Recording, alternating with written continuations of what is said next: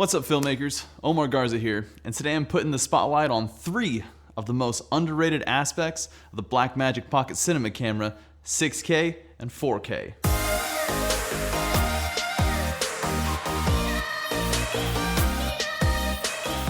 We'll start this out at number 3, highlight recovery.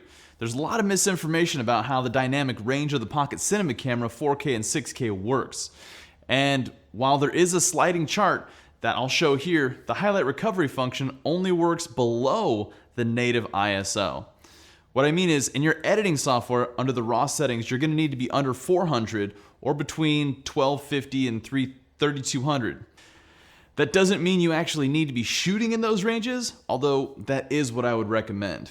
This was actually super helpful for me when I shot in the desert. Because I didn't have my monitor with me, the screen was a little bit difficult to see, and I overexposed a couple of shots. If you're looking to maximize your ability on the Pocket Cinema Camera, this will take your footage from looking pretty good to looking pretty amazing. It is a shame that Blackmagic Pocket Cinema cameras do not do this operation internally, because when companies test the dynamic range of cameras, they consider this post-processing, and it gives Blackmagic a lower score than they actually deserve.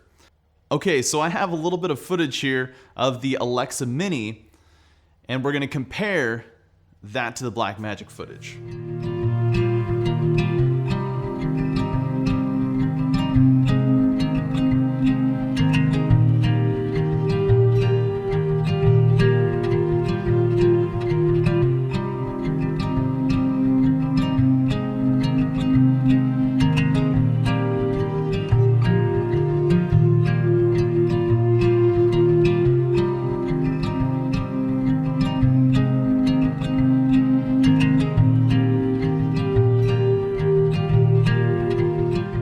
So the Alexa Mini footage I downloaded from their site directly, but the Blackmagic footage I shot myself.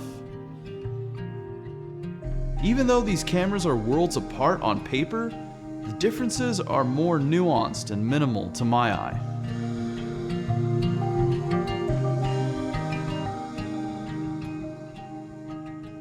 The second most underrated thing about the Blackmagic Pocket Cinema cameras is the usable media, or media that you can use within your Blackmagic camera. This is actually a good place to answer a question that I get a lot. Which SSD is a better buy? The T5 at 500 gigabytes or the T5 at 1 terabyte? The answer, of course, is neither one. Both of those T5 external hard drives are not on the approved list from Blackmagic Design, and a lot of people on the forums and online are using those and having a lot of issues. The only ones that are on the approved list are the 250 and the 2 terabyte versions of the Samsung T5. Sorry about all that.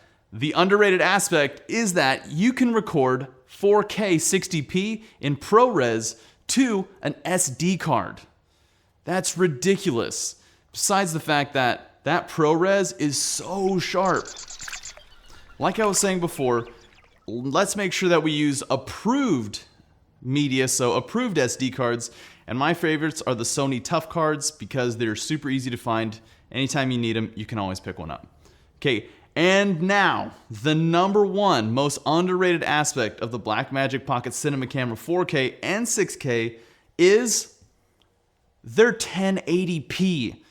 It is so clean, it is so detailed, that in my experience it matches or is better than 4K from other companies.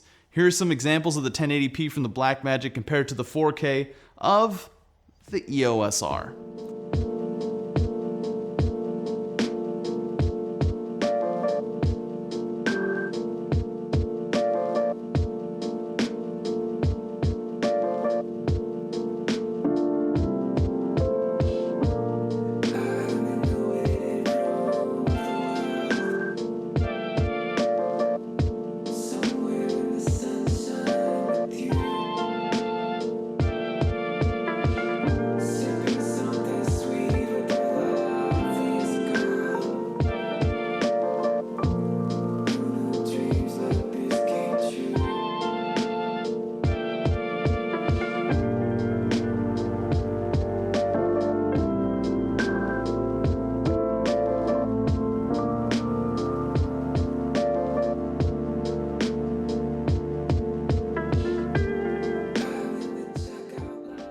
I realize that these are totally different cameras, and the EOS R is a hybrid photo and video camera.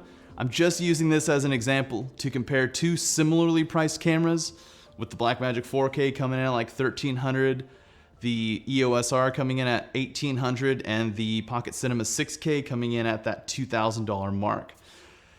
So, although this video footage is not raw, ProRes can still be colored quite heavily without breaking down because of that uncompressed nature of the beast.